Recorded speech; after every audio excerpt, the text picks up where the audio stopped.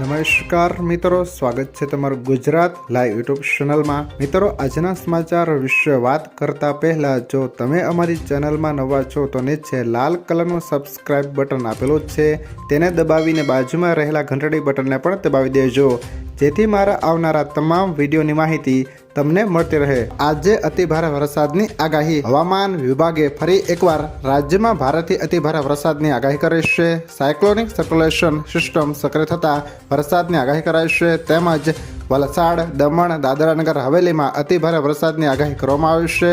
તેમાં ભરૂચ, સુરત, ડાંગ, તાપી, નવસારી, રાજકોટ, જામનગર, પોરબંદર, જૂનાગઢ, દ્વારકામાં ભારે વરસાદની આગાહી છે। આ સાથે જ અમદાવાદમાં ભારે વરસાદની આગાહી કરાઈ છે। ત્યારબાદના મહત્વના સમાચાર વિશે વાત કરીએ તો સસ્તો થયો એલપીજી સિલિન્ડર। આજથી એલપીજી સિલિન્ડરના ભાવમાં ઘટાડો થયો છે। જો કે માત્ર કોમર્શિયલ સિલિન્ડરના ભાવમાં 30 રૂપિયાથી 31 રૂપિયા સુધીનો ઘટાડો થયો છે। ઘરેલું સિલિન્ડરના ભાવમાં કોઈ ફેરફાર નથી। દિલ્હીમાં 19 કિલોના કોમર્શિયલ સિલિન્ડરની કિંમત 1646 રૂપિયા છે।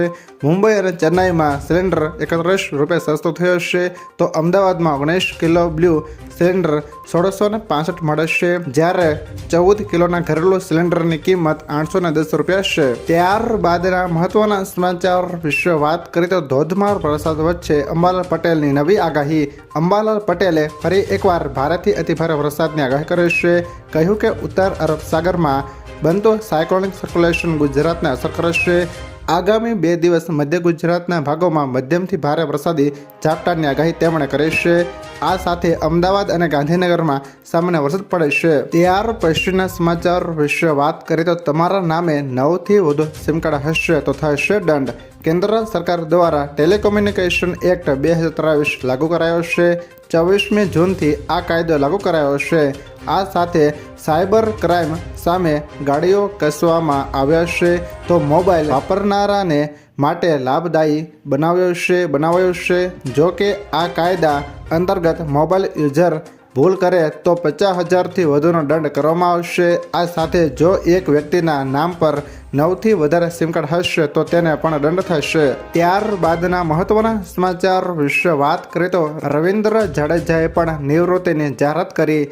ભારતીય ઓલરાઉન્ડર રવિન્દ્ર જાડેજાએ T20 આંતરરાષ્ટ્રીય ક્રિકેટમાંથી નિવૃત્તિ જાહેર કરી છે।